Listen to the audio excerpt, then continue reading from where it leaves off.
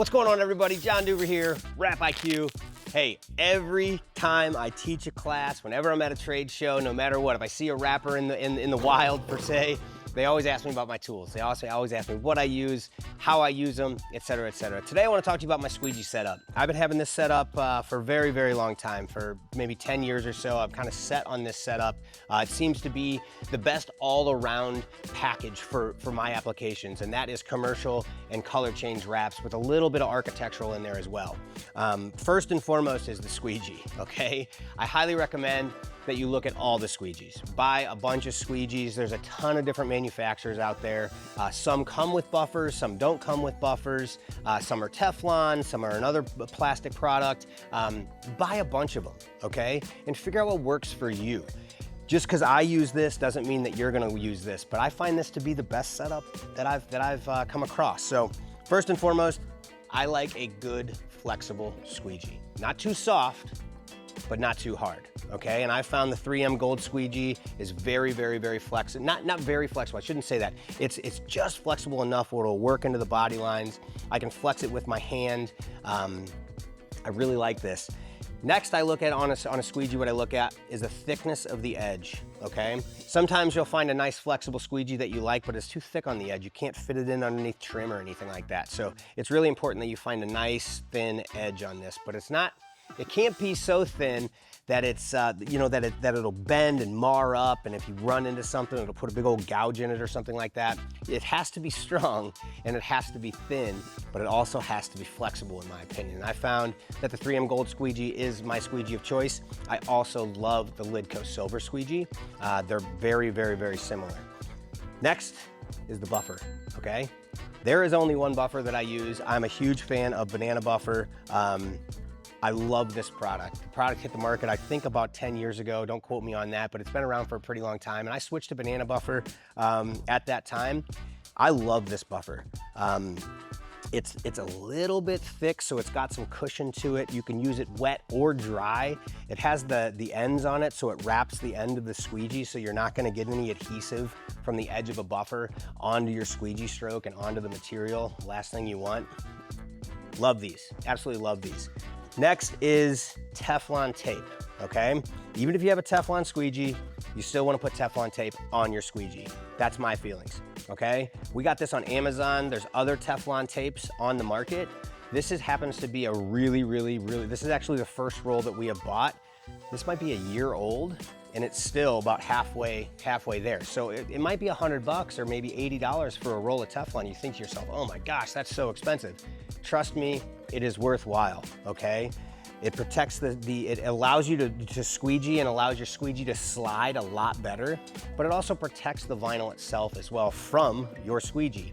You're gonna get some sort of scratching on just from the squeegee stroke as it is. This reduces that immensely, okay? So, first things first.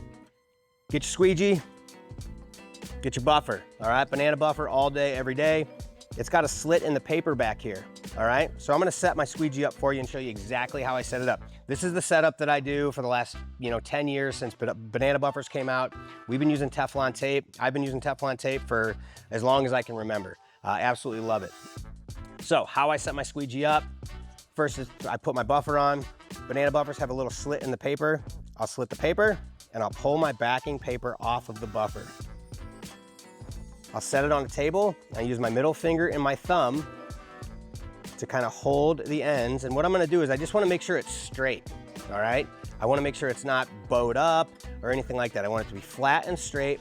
And I take my squeegee and I simply set it on there. When I set it on there, I want it centered top to bottom and left to right. So as it's centered top and bottom, left and right, I'm simply just gonna push my squeegee down on the buffer. Once I have it on the buffer just like that, I'll take my middle finger and my thumb, take my thumb, put it on this edge, take my middle finger, put it right in the middle, okay? Right in the middle, because you're gonna stretch around the corners, and you wanna make sure the stretch is equal, just like when you're wrapping, you wanna make sure the stretch is equal on one side and the other. So I'll take my thumb and my pointer, and I'll pull it around the edge, just like that, and I'll stick it right there. I'll do the same thing on the other side. Pull it around the edge, make sure it's centered, and stick it right there. Now I'll lock my wings down, hit my corners to make sure I don't have a wrinkle on my corner, making sure I'm coming down the edge here, hit my corners, make sure I don't have a wrinkle, and then I will take that thing. Is ready to rock and roll. That's how I install my banana buffers.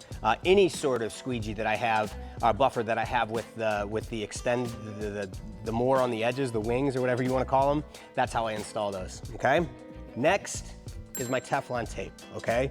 Now you guys heard me talk about the thickness of my squeegee, the end of my squeegee. Well, I'm putting Teflon tape on there and you might be thinking to yourself, like, well, you're just making it thicker. Yes, but I'm starting thinner, and the advantages I get from this Teflon tape is worth the thickness that I'm adding to the actual squeegee, okay? So first things first, I'm gonna pull this off. I pull off about maybe 7 inches or so because I want some extra. Make a cut.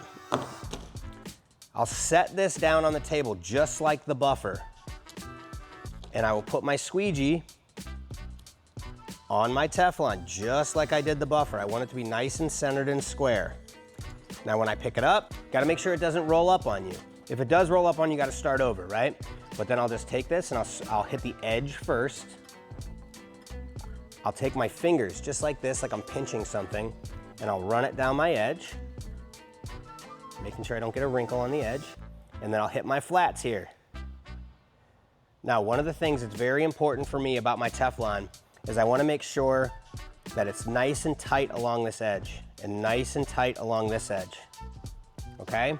I don't leave it like this. I always trim it, but when I trim it, I leave about an 1/8 of an inch over the edge here and then 1/4 of the inch over edge here. So my cut is about right like that, okay? So I'll cut those for you real quick on both sides.